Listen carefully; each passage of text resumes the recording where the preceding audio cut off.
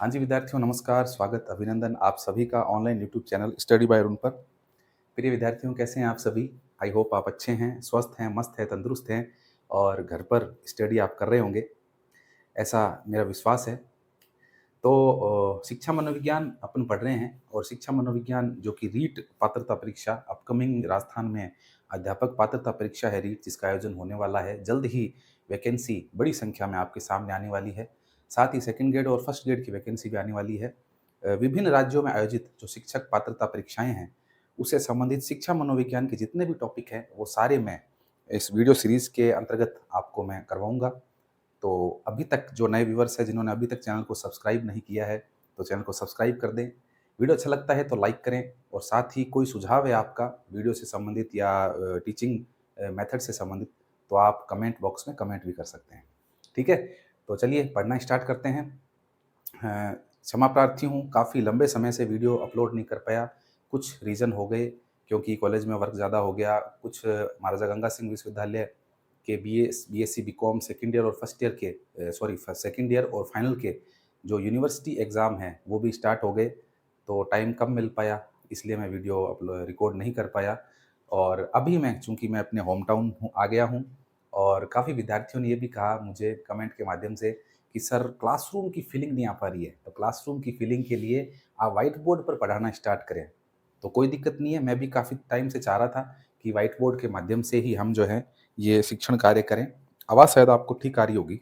White board के माध्यम से हम शिक्षण कार्य करें, लेकिन यही है कि उस समय वर्किंग प्लेस पे था तो वहाँ पर ये पॉसिबल नहीं हो पाया कि व्हाइट बोर्ड पर पढ़ाएँ, क्योंकि लाइटिंग की और कई चीज़ें देखनी पड़ती है, साउंड वगैरह की, कोई डिस्टर्बेंस भी नहीं होना चाहिए। तो ये सब था। अब चूँकि 3 महीने मैं घर पे ही हूँ, छुट्टी लेकर के आ गया हूँ, तो अब जो है अपन पूर्ण रूप से मनोविज्ञान का जितना भी सिलेबस है उसको कंप्लीट करेंगे, एक-एक टॉपिक हम कंप्लीट करेंगे। अभी तक जो है अपन ने रीट लेवल पात्रता परीक्षा को लेकर के जो टॉपिक पढ़े हैं, उसमें पहली यूनिट जो है आपकी रीट पात्रता परीक्षा के अंतर्गत, जो कि बाल विकास से संबंधित है, उसका अपन अध्ययन कर चुके हैं। 17-18 वीडियो अपलोड कर दी है मैंने। वो वीडियो अगर आपने अभी तक नहीं देखे हैं, तो पहले आप उन वीडियोज़ को देख लें, उनका अध्ययन कर लें। और अब हम सेकंड यूनिट स्टार्ट कर रहे हैं रीट पात्रता परीक्षा से संबंधित, जो है अधिगम। अधिगम से संबंधित जो है ये यूनिट है। तो बिना समय गँवाए आइए क्लास शुरू करते हैं। ये पहली क्लास है व्हाइट बोर्ड को लेकर के, तो आप कमेंट करके बताना कि कैसी लगी क्लास आपको, ठीक है? चलिए शुरू करते हैं। देखिए, अधिगम अपना टॉपिक है और आपकी जो दूसरी यूनिट है, वो भी अधिगम से संबंधित ही है। तो सबसे पहले अधिगम शब्द जब हमारे सामने आता है, बीएड स्तर पर भी आपने पढ़ा होगा, अधिगम आपने काफ़ी बार पढ़ा होगा। अधिगम से संबंधित अधिगम और शिक्षण, जो कि बीएड के अंतर्गत एक विषय भी है फर्स्ट ईयर के अंदर। और उसके अलावा जो आपका फर्स्ट ईयर के अंदर एक विषय है बाल विकास, तो उसमें भी अधिगम शब्द बहुत बार आता है। अधिगम के विभिन्न सिद्धांतों के बारे में आप पढ़ते हैं। तो जिन विद्यार्थियों ने रेगुलर बीएड कोर्स किया है, उनको थोड़ा बहुत अधिगम का आइडिया होगा। कोई बात नहीं भी है तो हम बिल्कुल ज़ीरो से स्टार्ट करेंगे। बिल्कुल कहते हैं कि फर्श से अर्श तक हम जाने की कोशिश करेंगे। बस आप जो है कंटिन्यू वीडियो जो है उन्हें देखते रहें। साथ में कोई स्टडी मटेरियल है आपके पास में तो उसको पढ़ते भी रहें, कोई दिक्कत नहीं है। और जो बोर्ड पर लिखा हुआ है उसको साथ-साथ में लिखें तो ठीक है, साथ में नहीं लिखते हो तो कोई दिक्कत नहीं है, मैं एक साइड में हो जाऊँगा, तो आप उसका स्क्रीनशॉट लेके रख लें और बाद में जब आपको टाइम मिले तो आप उसको फेयर कर लें। अपनी लैंग्वेज में लिखने की कोशिश करें ताकि ज़्यादा से ज़्यादा आपको याद हो। तो आइए देखते हैं अधिगम क्या है? अधिगम जो कि अंग्रेजी शब्द है लर्निंग। लर्निंग से ही अधिगम बना है। अभी अगर आपको मैं अधिगम शब्द बोलूँ तो आप समझ नहीं पाएँगे। जो नए विद्यार्थी हैं, जो शिक्षा मनोविज्ञान पहली बार पढ़ रहे हैं, वो नहीं समझ पाएँगे। लेकिन जैसे ही मैं बोलूँ आपके सामने लर्निंग, तो आप तुरंत समझ जाएँगे कि लर्निंग का मतलब क्या होता है। लर्निंग का मतलब होता है सीखना। सीखने-सिखाने की प्रक्रिया जो कि शिक्षण है। शिक्षण के द्वारा ही व्यक्ति सीखता है और सिखाने का कार्य करता है। ठीक है? तो लर्निंग लर्निंग का मतलब ही हिंदी अर्थ अधिगम है। लर्निंग शब्द जो है विद्यार्थियों, लर्निंग शब्द वो एक्चुअल में जर्मन भाषा का एक शब्द है जो है लर्नन। लर्नन नामक जो शब्द है जर्मन भाषा का शब्द है, इसी से लर्निंग बना है और लर्निंग का अर्थ ही होता है सीखना, या आप इसे कहें अधिगम करना। सामान्य अर्थ की अगर अपन बात करते हैं तो सीखना है, लर्निंग का मतलब सीखना ही होता है। ये सामान्य अर्थ है, नॉर्मल वे में अपन बोल देते हैं लर्निंग मतलब सीखना। लेकिन मनोवैज्ञानिक अर्थ, क्योंकि हम मनोविज्ञान पढ़ रहे हैं, तो हमें मनोवैज्ञानिक अर्थ का पता होना चाहिए कि लर्निंग का मनोवैज्ञानिक अर्थ क्या है। व्यक्ति के द्वारा सीख कर अपने व्यवहार में आने वाले स्थायी परिवर्तन को ही क्या कहा जाता है? अधिगम कहा जाता है। बिल्कुल सरल शब्दों में अगर अधिगम का अर्थ आपसे कोई पूछे, तो आप कहेंगे कि एक व्यक्ति के द्वारा जब बहुत सी चीज़ें सीखी जाती है, एक बच्चा स्कूल में आता है, बहुत सी चीज़ें सीखता है, शिक्षक से सीखता है, शिक्षक अलग-अलग विषयों के शिक्षक आते हैं और क्लासरूम में जो है उस बच्चे को पढ़ाते हैं। तो बच्चा उन शिक्षकों से सीखता है, लेकिन सीख करके उस व्यवहार को जो है अपने जीवन में काम में लेता है। यानी कि उसको स्थायी रूप से क्या कर लेता है? बालक स्थायी रूप से शिक्षक के द्वारा सिखाई गई बातों को, या शिक्षक नहीं, अपन और भी कह सकते हैं, जैसे घर की बात कर लें, घर परिवार से भी बालक सीखता है। अपने पार-पड़ोस से भी बालक जो है बहुत कुछ सीखता है। उसके अलावा अपने मित्र मंडली से भी बहुत कुछ सीखता है। तो हर जगह से बालक सीखता है और व्यक्ति जीवन पर्यंत सीखता है। सीखने की कोई सीमा नहीं होती है। बालक जन्म से लेकर जो है मृत्यु पर्यंत तक लगातार सीखता रहता है। ठीक है? लेकिन यहाँ सीख अधिगम की बात अगर करें, तो अधिगम का तात्पर्य ये है कि जब व्यक्ति चीज़ों को सीखे और सीख करके अपने व्यवहार में उन चीज़ों को लेके आए, यानी कि उन बातों को व्यवहारगत कर ले और अपने व्यवहार में परिवर्तन हो जाए, वो क्या कहलाएगा? अधिगम कहलाएगा। जैसा कि देखिए मैंने लिखा है कि व्यक्ति के द्वारा सीख कर अपने व्यवहार में आने वाले स्थायी परिवर्तन, परिवर्तन होना चाहिए। कैसा परिवर्तन? स्थायी परिवर्तन होना चाहिए, तब वो क्या कहलाएगा? तब वो अधिगम कहलाएगा। समझ गए आप? स्थायी रूप से परिवर्तन आना चाहिए। अब मैं आपको एक एग्ज़ाम्पल देता हूँ। मान लीजिए क्लास में टीचर आए और टीचर बच्चों को पढ़ा रहे हैं और आज का उनका जो टॉपिक है वो नशे से और धूम्रपान या जितने भी नशाखोरी है उसके बारे में बच्चों को अवगत करवाना है, बच्चों को शिक्षित करना है। और आपने देखा होगा लगभग छठी, 7वीं, 8वीं की किताबें अगर आप उठा के देखेंगे राजस्थान बोर्ड की, तो उन किताबों के अंदर आपको जो है नशे से संबंधित, चाहे वो इंग्लिश हो, चाहे वो हिंदी हो, चाहे वो एसएसटी हो, चाहे वो विज्ञान हो, सभी किताबों के अंदर नशे से संबंधित, आपको नशे की रोकथाम से संबंधित, उसके दुष्प्रभावों से संबंधित एक पाठ आपको ज़रूर मिलेगा। ठीक है? चाहे कोई सा भी सब्जेक्ट हो। क्यों? ऐसा क्यों? ऐसा इसलिए क्योंकि गवर्नमेंट जो है चाह रही है कि हमारे जो बच्चे हैं, हमारी जो नेक्स्ट जनरेशन है, वो नेक्स्ट जनरेशन इन चीज़ों से दूर रहे और इन चीज़ों के दुष्प्रभाव हमारी जो नेक्स्ट जनरेशन है उसको पता होना चाहिए। और लगभग 12-13 साल, क्योंकि किशोरावस्था के प्रारंभ का काल है ये 12-13 साल, और जो प्रारंभ का काल है और बालक इसके अंदर बहुत ज़्यादा आस-पड़ोस से, समाज से बहुत कुछ सीखता है। तो इस काल के अंदर जो बालक है, वो इन प्रवृत्तियों के अंदर संलग्न होना चाहता है, होने की कोशिश करता है वो, है ना? तो इसीलिए छठी, 7वीं, 8वीं और ये 9वीं, 10वीं की जो किताबें हैं, उन किताबों के अंदर, पाठ्य पुस्तकों के अंदर जो है, मुख्य रूप से नशे को लेकर के कोई ना कोई लेसन बनाया गया है, कोई ना कोई पाठ बनाया गया है। अब मान लीजिए मैं आपको बताना चाह रहा हूँ कि टीचर क्लास में आया और वो बच्चों को नशाखोरी के बारे में बता रहा है। कोई लेसन पढ़ा रहा है, उसके माध्यम से नशाखोरी के बारे में बता रहा है। लेकिन वो शिक्षक स्वयं मुँह में कुछ दबा रखा है उसने, ठीक है? वो स्वयं भी क्या है कि कोई इस तरह की, सारे शिक्षक तो नहीं हो सकते ऐसे, लेकिन कुछ एक ऐसे होंगे। तो उसने खुद ने, मान लीजिए, ऐसा कोई गुटखा, जर्दा या इस तरह का, मैं नाम नहीं लेना चाहूँगा, ऐसा कुछ उसने मुँह में अपने ले रखा है। और वो टीचर आकर के क्लास में बच्चों के सामने नशाखोरी और धूम्रपान और ये जितने भी आपके जर्दा, गुटखा है, इनके सब के दुष्प्रभावों के बारे में बता रहा है। तो बच्चे सुन रहे हैं। अब बच्चे सुन रहे हैं, लेकिन क्या वो इन चीज़ों को आत्मसात करेंगे? क्या वो टीचर के द्वारा बताई गई बातों को अपने व्यवहार में उतारने का प्रयास करेंगे? नहीं करेंगे, बिल्कुल नहीं करेंगे, क्योंकि टीचर खुद उस काम में लिप्त है ना? इसलिए वो टीचर की बातों को एक कान से सुनेंगे, दूसरे से निकाल देंगे। ठीक है? तो इसका मतलब उस बच्चे के व्यवहार में कोई परिवर्तन नहीं हुआ। टीचर आए क्लास में, उन्होंने बहुत कुछ बताया, बहुत कुछ ज्ञान दिया उन्होंने, लेकिन बच्चे के ऊपर उसका कोई प्रभाव नहीं पड़ा। क्यों? क्योंकि उस बालक के व्यवहार में किसी प्रकार का कोई परिवर्तन नहीं आया। ठीक है? लेकिन हम बात कर रहे हैं अधिगम की। अधिगम के अंतर्गत हम कह रहे हैं कि बालक के व्यवहार में स्थायी परिवर्तन आना चाहिए। तो टीचर को बच्चों के सामने एक आदर्श प्रस्तुत करना चाहिए, है ना? टीचर जब एक आदर्श प्रस्तुत करेगा, तो बच्चों के ऊपर उसका बहुत ज़्यादा इफ़ेक्ट पड़ेगा और बच्चे उन चीज़ों को मानेंगे। तो सबसे पहले तो शिक्षक को इन सब चीज़ों से दूर रहना चाहिए, ठीक है ना? सही बात है। तभी वो बच्चों को कहने लायक होगा। बहुत सी बार देखते हैं हम कि स्कूलों के अंदर बहुत से वार्ताकार आते हैं। कई बार इस तरह के कोई कैंप आयोजित करवाती है स्कूल प्रशासन, या फिर कोई स्कूल की तरफ से कोई कार्यक्रम आयोजित करवाया गया है और उसमें किसी अतिथियों को बुलाया गया है, तो वो अतिथि महोदय भी इस तरह की बातें बच्चों को कहते हैं। तो लेकिन अगर वो स्वयं उस कार्य में लिप्त है, उस बुरे कार्य में लिप्त है वो खुद नशाखोरी से संबंधित, तो वो बच्चों को क्या सिखाएँगे वो?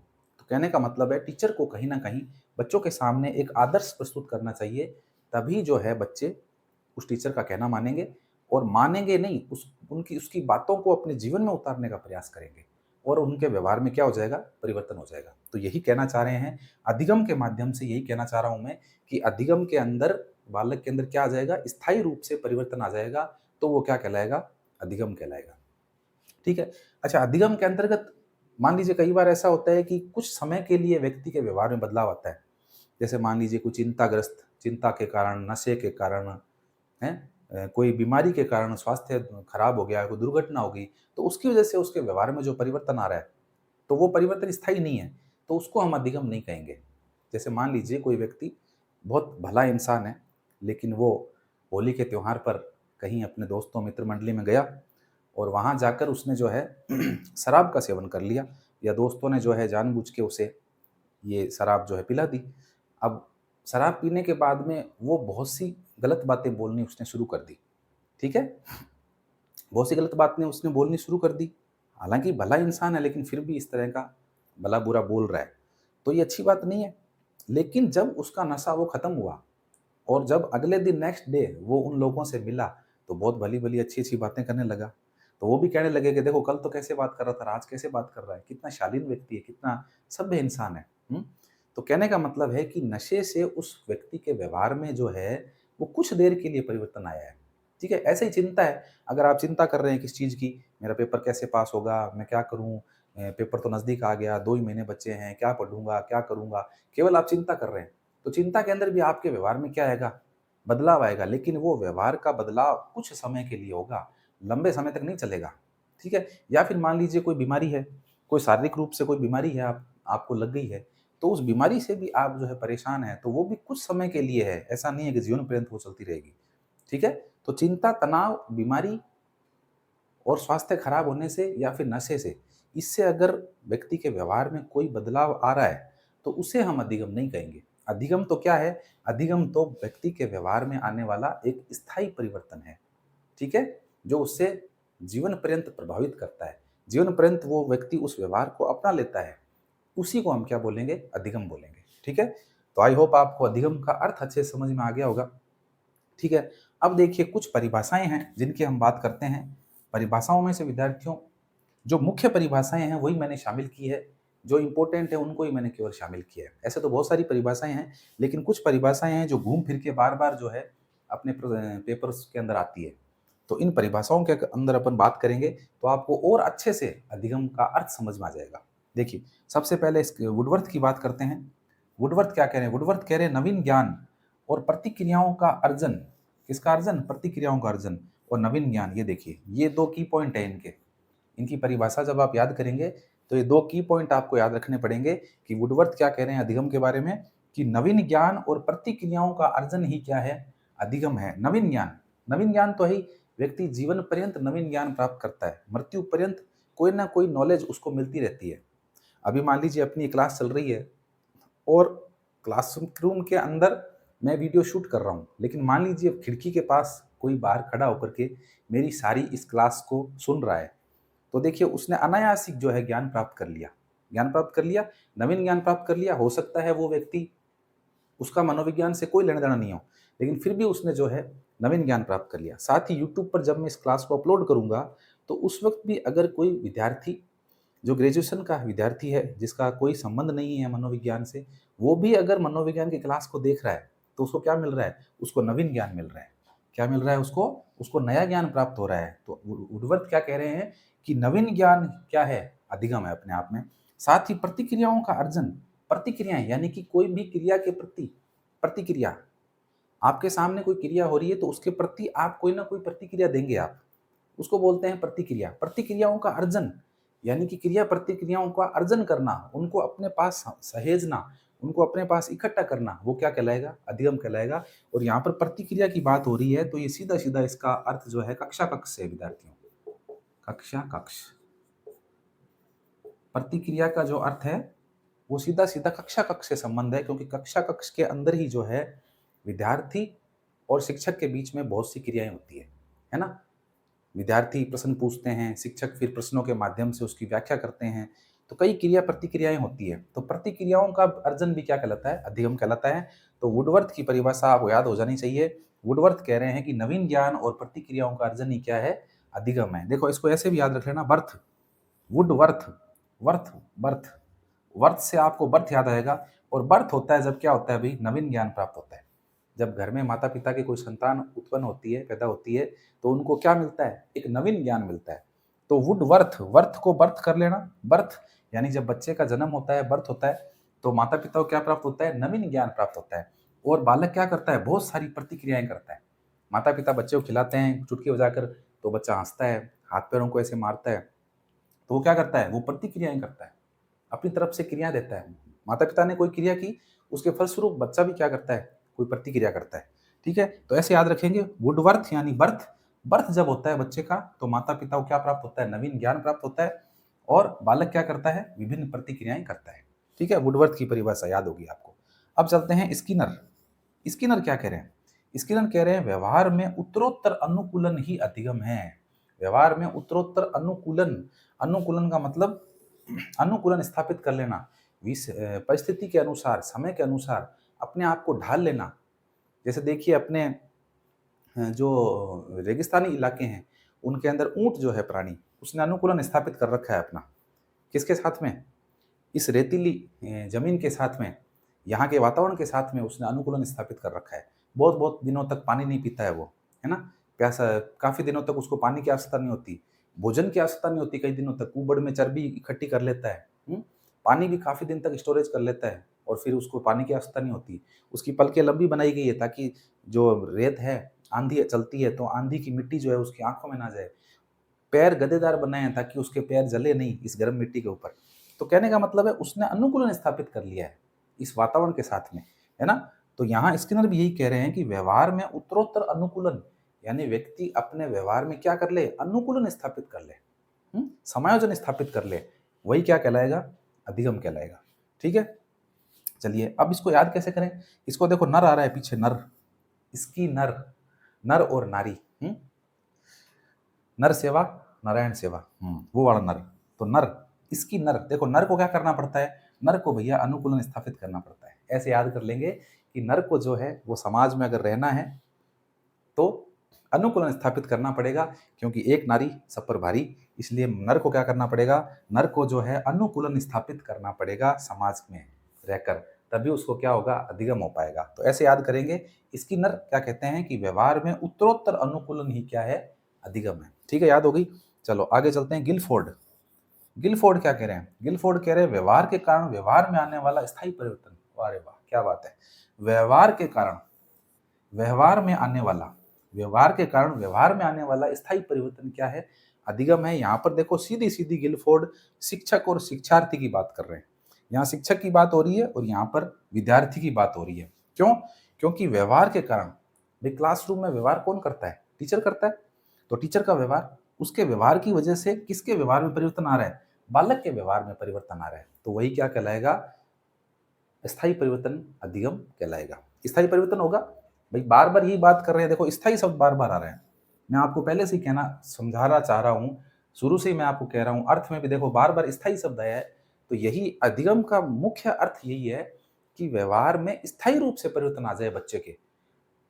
स्थायी रूप से परिवर्तन कब आएगा? जब बच्चा उन चीजों को आत्मसात कर लेगा, ग्रहण कर लेगा। आत्मसात कर लेना, आत्मीकरण कर लेना।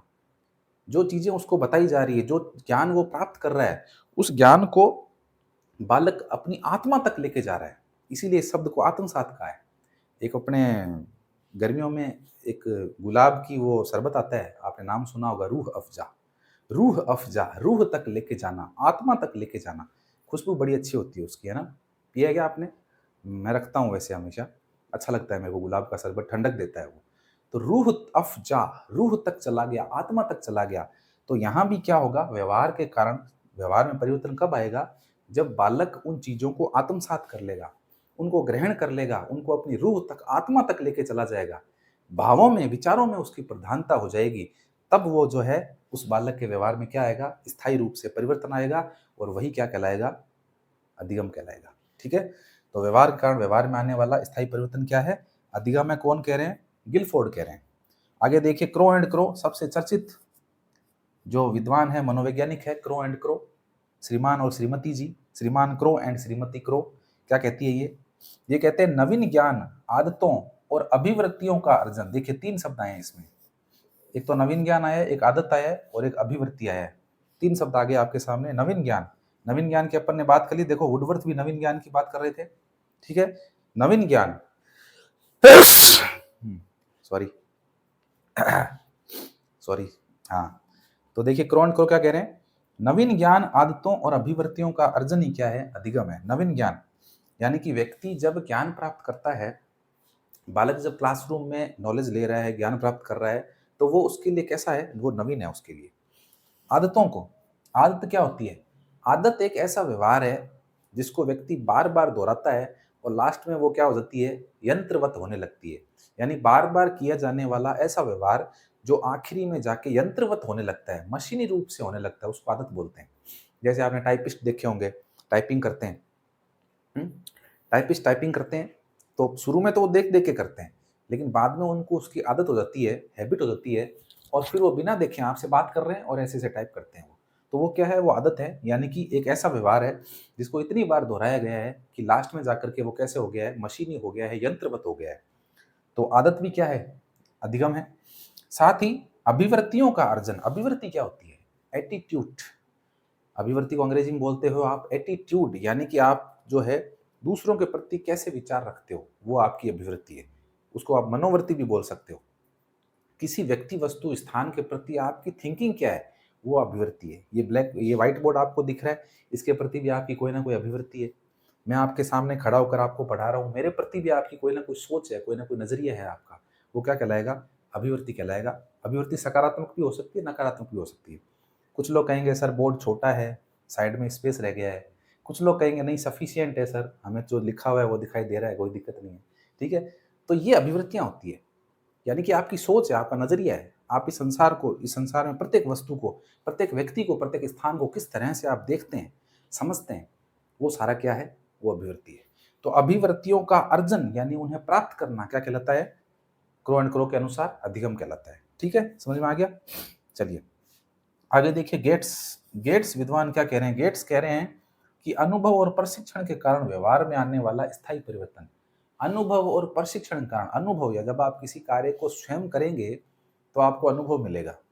ठीक है, आप किसी कार्य को बार बार अगर करते हैं तो आपको अनुभव मिलता है। जैसे मैंने जो है राजस्थान में आयोजित होने वाली आरटेट जो परीक्षा है, जो राजस्थान पात्रता परीक्षा, जो 3rd ग्रेड के लिए अनिवार्य योग्यता है, आरटेट जिसे बाद में रीट नाम कर दिया गया, वो लगभग 2011 में हुई थी। उसको मैंने क्रैक किया, 12 वाली को क्रैक किया, उसके बाद में 15 में हुई, उसको भी क्रैक किया, और उसके बाद 21 और 22 यानी लगभग मैं 5 बार राजस्थान पात्रता परीक्षा को क्रैक कर चुका हूँ। ठीक है, तो ये क्या है, ये मेरा अनुभव है, ये मेरी नॉलेज है, ये मेरा अनुभव है। उस अनुभव के आधार पर ही मैं आपको जो है आज मनोविज्ञान विषय पढ़ा पा रहा हूँ। ठीक है, हालांकि सिलेक्शन कहीं भी नहीं हुआ, कहीं भी नहीं लिया, लेकिन ये अनुभव मुझे हुआ इस पेपर का, किसका, रीट राजस्थान पात्रता परीक्षा का। तो ये क्या है, ये अनुभव है। तो अनुभव भी अपने आप में क्या है, अधिगम है। ठीक है, प्रशिक्षण के कारण, प्रशिक्षण यानी कोई भी आप ट्रेनिंग ले रहे हैं, मान लीजिए आप बीएड कर रहे हैं, आप बीएसटीसी कर रहे हैं, आप एमएड कर रहे हैं, कोई भी ट्रेनिंग आप ले रहे हैं, तो वहां भी आप क्या कर पा रहे हैं, आप सीख पा रहे हैं, आप चीज़ों को जो है नॉलेज को गेन कर रहे हैं, और आपके व्यवहार में कोई ना कोई बदलाव जरूर आ रहा है। अगर आप बीएड कर रहे हैं, रेगुलर रूप से किसी कॉलेज से, किसी संस्थान से आप कर रहे हैं, तो वहाँ डेली आप बहुत कुछ सीख रहे हैं।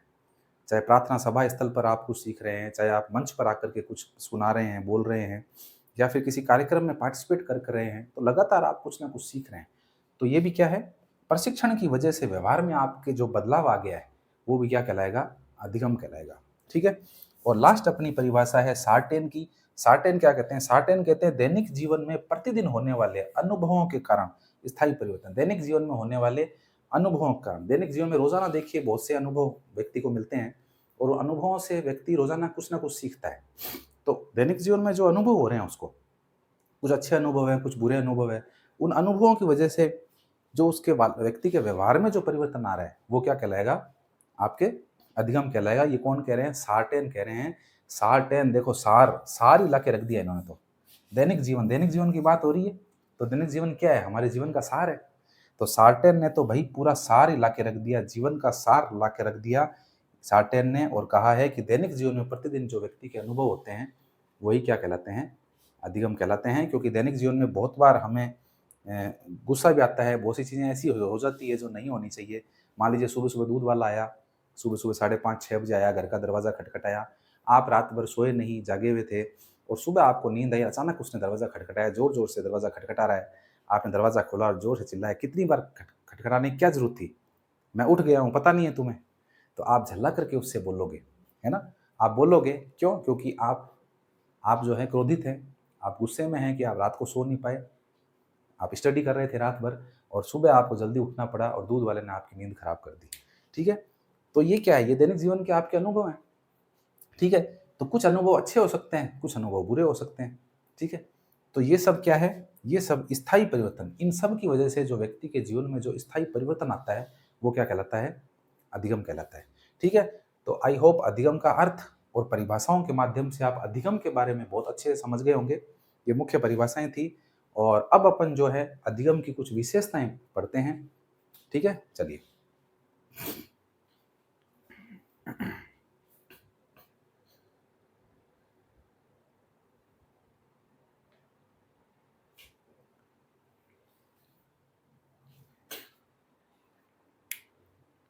हाँ, देखिए अधिगम की विशेषताएँ कौन-कौन सी है? अधिगम की विशेषताओं के अंदर देखो विद्यार्थियों, सबसे पहली विशेषता जो है अधिगम की, अधिगम सतत प्रक्रिया है। सतत सतत मतलब लगातार चलती है। अधिगम जो है कभी रुकता नहीं है। व्यक्ति जीवन पर्यंत कुछ न कुछ सीखता है। मैंने आपको बताया कि बच्चे का जन्म हुआ, बच्चा जन्म के समय भी बहुत कुछ सीख रहा है। बच्चा जन्म के समय अगर मान लीजिए बच्चे को भूख लगी है या उसे पोटी आ रही है, सुसु आ रहा है, तो वो कैसे अपनी भावनाओं को कैसे व्यक्त करेगा? वो रो करके, चिल्ला करके, चीख करके व्यक्त करेगा। तो बच्चा ज़ोर-ज़ोर से रोता है। उसकी मम्मी मान लीजिए रसोई घर में कोई कार्य कर रही है और बच्चे को भूख लगी है, तो वो ज़ोर-ज़ोर से चिल्लाना शुरू कर देगा।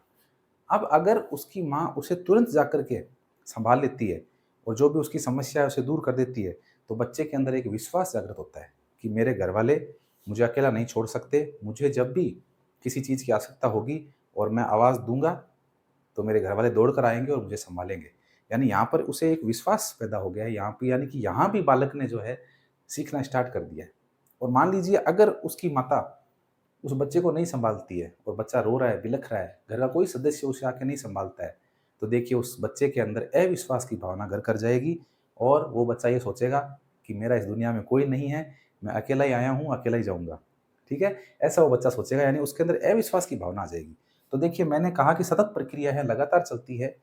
बालक के जन्म के समय से ही बालक ने सीखना शुरू कर दिया और मृत्यु पर्यंत लास्ट में जब वो वही बालक जब वृद्ध होकर के अपनी मृत्यु शैया पर लेटा हुआ है, उसके आखिरी समय है और उस आखिरी समय में भी देखिए वो बहुत कुछ सीख के जा रहा है। उस आखिरी समय में मान लीजिए उसने अपने बच्चों के लिए बहुत कुछ किया, पूरे जीवन पर्यंत बहुत कुछ किया और लास्ट टाइम में उसने अपने सबसे छोटे बेटे को बुलाने का आग्रह किया। उसने कहा कि मेरा जो सबसे छोटा बेटा है, जो बाहर रहता है, उसे बुला लो। लेकिन घरवाले अगर मान लीजिए उस बेटे को नहीं बुलाते हैं, सोचते हैं कि वो वहाँ से आएगा, इतनी दूर से बाहर रहता है, कितना उसे 1 दिन आने में लग जाएगा, कुछ पता नहीं है इनका तो, तो इतना खर्चा लग जाएगा, परेशान होगा वो, जॉब छोड़ के आएगा। इतनी बातें सोच के अगर घरवाले उसे नहीं बुलाते हैं और वो व्यक्ति दम तोड़ देता है, तो देखिए वो मरता हुआ व्यक्ति भी सीख के गया कि मैंने अपना पूरा जीवन इनको दे दिया। मैंने घर के सदस्यों को पालने में, पोसने में, इन बच्चों को पूरा जीवन दे दिया। लेकिन आज अंतिम समय में भी मेरी ये एक एक छोटी-सी इच्छा, उसे ये पूरा नहीं कर पाए। यानी कि मृत्यु पर्यंत भी उसने सीख लिया। तो इसीलिए कहा जाता है कि अधिगम कैसी प्रक्रिया है? सतत प्रक्रिया है, लगातार चलती है, रुकती नहीं है। व्यक्ति जीवन पर्यंत सीखता है और जीवन पर्यंत क्या होता रहती है? ये प्रक्रिया चलती रहती है। ठीक है? इसीलिए इसको सतत सतत प्रक्रिया कहा गया है। आगे देखिए दूसरी विशेषता अधिगम की सार्वभौमिक प्रक्रिया है। सार्वभौमिक, यूनिवर्सल, यूनिवर्सल प्रोसेस। अधिगम सार्वभौमिक है, यानी सभी जगह होता है। हर व्यक्ति सीखता है, कुछ ना कुछ सीखता है। बिना प्रयास के भी बहुत कुछ सीख लेता है। भई आप मान लीजिए यूट्यूब पर, इंस्टाग्राम पर आप रील देख रहे हैं और रील के माध्यम से आप बस केवल आप उसको स्लाइड डाउन, स्लाइड अप कर रहे हैं और कुछ नहीं कर रहे हैं आप। तो अनायास ही आप जो है उसके अंदर कोई अच्छी रील आ गई, कोई नैतिक, चारित्रिक या फिर कोई धार्मिक इस तरह की कोई रील आ गई, तो उससे आपने कुछ सीख लिया, या मान लीजिए कोई शायरी आ गई या कोई कविता आ गई, या कोई व्यक्ति अपने जीवन के अनुभवों को शेयर कर रहा है रील के माध्यम से, तो आपने उसको देख लिया और उससे सीख लिया, है ना?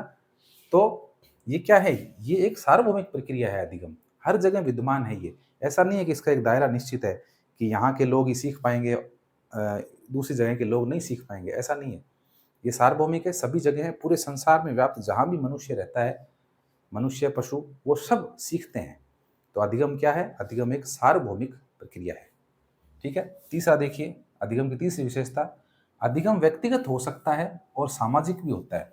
अधिगम दोनों है, व्यक्तिगत हो सकता है, व्यक्ति विशेष प्रमुख रूप से सीखता है, तो वो व्यक्तिगत हो गया। व्यक्ति व्यक्तिगत रूप से अपने खुद के जो है करियर को बनाने के लिए बहुत सी चीज़ें सीखता है। बचपन से बालक सीखना शुरू करता है, माता उसकी पहली शिक्षक होती है, परिवार उसकी पहली पाठशाला होती है, और परिवार के बाद में जब बच्चा स्कूल जाता है, तो टीचर से सीखता है, विद्यालय से सीखता है, खेल के प्रांगण के अंदर अपने जो सहपाठी हैं, उनके साथ उनसे सीखता है। तो बालक हर जगह सीखता है। हुँ? तो एक व्यक्तिगत प्रक्रिया है, व्यक्तिगत रूप से वो बहुत सी चीज़ें जो है ग्रहण करता है। और अगर सामाजिक बात करें तो समाज से भी जो है बालक, व्यक्ति बहुत कुछ सीखता है। समाज में रह कर के वो समाज के रीति-रिवाज़ों को, परंपराओं को, रीतियों को मानना शुरू करता है और उसकी उन रीतियों के अनुसार, उन परंपराओं के अनुसार अपना आचरण करना शुरू कर देता है। तो सामाजिक रूप से भी जो है व्यक्ति सीखता है, यानी व्यक्तिगत रूप से भी सीखता है और सामाजिक रूप से भी सीखता है। तो ये क्या है? अधिगम है। आगे देखिए, व्यवहार में परिवर्तन ही क्या है? अधिगम है। शुरू से ही मैं बोलता हुआ आ रहा हूँ कि क्लासरूम में एक टीचर आया और पढ़ा करके, एक मशीन की तरह पढ़ा करके चला गया। क्या इसे हम अधिगम कहेंगे? नहीं कहेंगे। टीचर आया क्लास में, उसने नॉलेज दिया, बच्चों ने नॉलेज लिया, ठीक है। बच्चों ने इस कान से सुना, इस कान से निकाल दिया। कुछ आना-जाना नहीं है, तो इसको अधिगम नहीं बोलेंगे। अधिगम जब बोलेंगे, जब बच्चे शिक्षक के द्वारा दिए गए ज्ञान को अपने जीवन में उतारने का प्रयास करेंगे और जीवन में उतार करके उनके व्यवहार में कहीं न कहीं कोई परिवर्तन आने लगेगा, तो उसे क्या कहा जाएगा? अधिगम कहा जाएगा। इसीलिए अधिगम क्या है? व्यवहार में परिवर्तन है, अधिगम है। आगे देखिए, अधिगम वातावरण की उपज है। बिल्कुल सही है। अधिगम जो है वातावरण की उपज है। वातावरण यानी कि आस-पास का जो वातावरण है, उसका प्रभाव व्यक्ति के ऊपर बहुत ज़्यादा पड़ता है। एक बच्चे की अगर बात करते हैं, स्कूल का परिवेश कैसा है, स्कूल में शिक्षकों का व्यवहार कैसा है, बच्चे के सहपाठियों का व्यवहार कैसा है, स्कूल के आस-पास का वातावरण किस तरह का है ना? तो ये सारी चीज़ें भी बालक को क्या करती है? प्रभावित करती है। इसलिए अधिगम क्या है? वातावरण की उपज है अधिगम। आगे देखिए, अधिगम उद्देश्यपूर्ण और लक्ष्य केंद्रित है। उद्देश्यपूर्ण, उद्देश्य यानी कि अधिगम के कुछ उद्देश्य होते हैं और कोई ना कोई लक्ष्य होता है, एक गोल पॉइंट होता है कि हमें वहाँ पहुँचना है। जैसे मान लीजिए आप अभी साइकोलॉजी की क्लास ले रहे हैं, मुझसे पढ़ रहे हैं, किसी और से आप पढ़ रहे हैं, कोई कोर्स आपने ले रखा है, यूट्यूब पर आप कोई क्लासें ले रहे हैं, तो आपका इन क्लासों को देखने का उद्देश्य क्या है? आपका उद्देश्य ये है कि आप शिक्षा मनोविज्ञान विषय के बारे में अच्छे से जान जाएँ और जो भी आपकी पात्रता परीक्षा है या फिर कोई second grade, first grade exam है, उसमें आप जो मनोविज्ञान के प्रश्न हैं, उनको अच्छे से हल कर पाएँ। ये आपका उद्देश्य है। और लक्ष्य क्या है आपका? लक्ष्य आपका है, आपका मेन गोल क्या है, जिसको आप अचीव करना चाहते हैं? आपका लक्ष्य है कि आप एक शिक्षक बन जाएँ, सरकारी सेवा में चले जाएँ। चाहे आप थर्ड ग्रेड शिक्षक बनें, चाहे आप सेकंड ग्रेड बनें, चाहे आप फर्स्ट ग्रेड बनें। आपको टीचर बनना है, ये आपका गोल है। तो अधिगम क्या होता है? अधिगम उद्देश्यपूर्ण होता है। कुछ उद्देश्य होते हैं अधिगम के और लक्ष्यों को लेकर के चलता है। चलिए आगे देखिए, 7वां, अधिगम की 7वीं विशेषता है, अधिगम आदतों के निर्माण की प्रक्रिया है। आदतों की अपन ने बात कर चुके हैं पहले भी, कि आदत यानी ऐसा व्यवहार जिसको व्यक्ति बार-बार करता है और लास्ट में वो अपने आप ही होने लगता है, ऐसा व्यवहार आदत कहलाता है। तो आदतों के निर्माण की प्रक्रिया क्या कहलाती है? अधिगम कहलाती है। यानी कि अगर आप बार-बार किसी चीज़ का अभ्यास करते हैं, तो आप उस चीज़ को ज़्यादा अच्छे से सीख पाते हैं। अभ्यास का नियम अपन पढ़ेंगे आगे, अधिगम के नियम जब पढ़ेंगे, तो थॉर्नडाइक का नियम है अभ्यास का नियम, वो नियम अपन पढ़ेंगे, उसमें ये चीज़ आपको समझ में आएगी कि भई आदतों का निर्माण का मतलब कि किसी कार्य को बार-बार हम दोहरा रहे हैं, उसका अभ्यास कर रहे हैं, तो उस कार्य की हमें आदत हो गई है और उससे हमने सीख लिया है, ग्रहण कर लिया है। इसीलिए आदतों के निर्माण की प्रक्रिया क्या कहलाती है? अधिगम कहलाती है। चलिए, अधिगम अनुभवों का परिणाम है। अनुभव, जब आप किसी कार्य को बार-बार करेंगे, तो आपको उस कार्य का अभ्यास हो जाएगा और अभ्यास होने के बाद में आपको उस कार्य का अनुभव भी हो जाएगा। उस क्षेत्र में आपको अनुभव हो जाएगा। आज मैं एक क्लास पढ़ा रहा हूँ आपको, इसी क्लास को अगर मैं 10 बार पढ़ाता हूँ, तो मुझे इसका अनुभव हो जाएगा अच्छे से, एक-एक शब्द मुझे रटने में आ जाएँगे। एक-एक शब्द मैं रट लूँगा इनको, जिस तरह से ब्राह्मण रटता है। ब्राह्मण मंत्रोच्चार करता है तो किस तरह से रटे हुए होते हैं उसके सारे मंत्र, है ना? तो ये क्या है? ये उसका अभ्यास है, जिसको बार-बार उसको जो है प्रक्रिया में लेकर के आ रहा है और लास्ट में क्या हो गया? उसको अधिगम हो गया, उन चीज़ों को जो है उसने बिल्कुल आत्मसात कर लिया है। तो ये अधिगम क्या है? अनुभवों का परिणाम है, अनुभवों का परिणाम है। आगे देखिए, ज्ञानात्मक, भावात्मक और क्रियात्मक प्रक्रिया है। अधिगम को ज्ञानात्मक प्रक्रिया बताया है, भावात्मक बताया है और क्रियात्मक प्रक्रिया बताया है। ज्ञानात्मक का मतलब है ज्ञान क्षेत्र, यानी कि टीचर ने क्लास में कुछ पढ़ाया और बालक ने उसको एज़ इट इज़ ग्रहण कर लिया। तो ये क्या है? ये ज्ञान है, ये ज्ञानात्मक है। अधिगम भी अपने आप में क्या है? एक प्रोसेस है। तो ज्ञानात्मक प्रोसेस है अधिगम। साथ ही भावात्मक, भावात्मक का मतलब है भाव, विचार, विचारों से किसी चीज़ को अपना लेना। जैसे मान लीजिए गली में गाय जा रही है और आप छोटे बच्चे को आपने गोद में ले रखा है, तो बच्चा ऐसे इशारा करेगा, ये कौन-सा जानवर है? तो आप उसे कहेंगे, ये गाय है, ये हमारी माता है। आप ऐसा कहेंगे? ऐसा हम कहते हैं कि गाय हमारी माता है, हमको कुछ नहीं आता है, हैं? तो ऐसा कहते हैं कि ये बच्चा ऐसे उँगली करेगा, इशारा करेगा, ये कौन-सा जानवर है? तो आप कहेंगे, ये गाय है, ये हमारी माता है। तो ये माता के रूप में क्या है? ये हमारे भाव है, ये हमारे विचार हैं। विचारों में हमने उसको माता माना है। अभी आप मान लीजिए गली में गाय जा रही है और आप इतने बड़े हैं, आप अगर जाके उसको बोल के देखो ज़रा, गाय को बोलो, "हाँ मम्मी कहाँ जा रहे हो?" तो क्या कहेंगे? आस-पास वाले लोग हँसेंगे आपके ऊपर, ठीक है? तो ये विचारों में, भावों के अंदर है।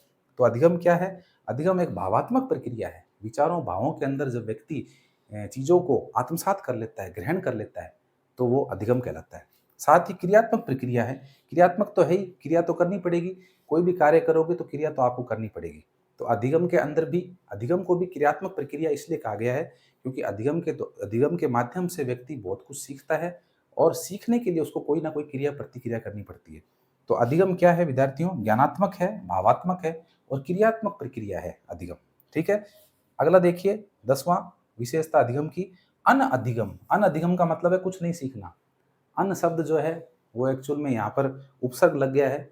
अन का मतलब ना होता है, यानी कि ना सीखना, कुछ भी नहीं सीखना भी क्या है? अपने आप में अधिगम है। कुछ नहीं सीखना भी क्या है? अधिगम है, क्योंकि अगर व्यक्ति मान लीजिए उसके पढ़ने का, सीखने का समय है और उस समय में उसने कुछ नहीं सीखा, उस समय तो उसने कुछ नहीं सीखा, वो पिछड़ गया अपने साथियों से, उसके साथी आगे निकल गए, वो पीछे रह गया। लेकिन कुछ टाइम बाद में जब उस चीज़ों को रियलाइज़ करेगा, तो उसको अफ़सोस होगा कि मैंने उस वक़्त नहीं पढ़ा, मेरे साथी आगे चले गए, मैं पीछे रह गया। तो वहाँ पर उसको उसकी ये सोच तो डेवलप हो रही है ना कि मैंने उस वक़्त नहीं सीखा। तो नहीं सीखा तो उस समय उसने नहीं सीखा, यानी अनअधिगम, कि मैं नहीं पढ़ पाया, मैं नहीं सीख पाया, मैं अधिगम नहीं कर पाया। तो अनअधिगम भी क्या है? अधिगम है, यानी कि अब वो चीज़ उसको रियलाइज़ हो रही है, तो वहाँ भी उसे कुछ न कुछ सीखने को मिला है कि काश मैं उस समय पढ़ लेता, तो आज मैं भी एक अच्छी पोस्ट पर होता, अच्छी सर्विस कर रहा होता, अच्छा कोई कार्य कर रहा होता। ठीक है? तो अनअधिगम भी क्या है? अधिगम है। ठीक है?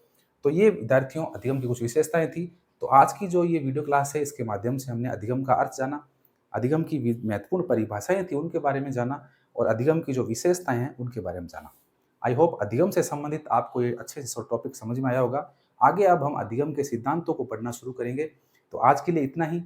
मिलते हैं एक और नई वीडियो के साथ। तब तक के लिए जय हिंद, जय भारत। नमस्कार।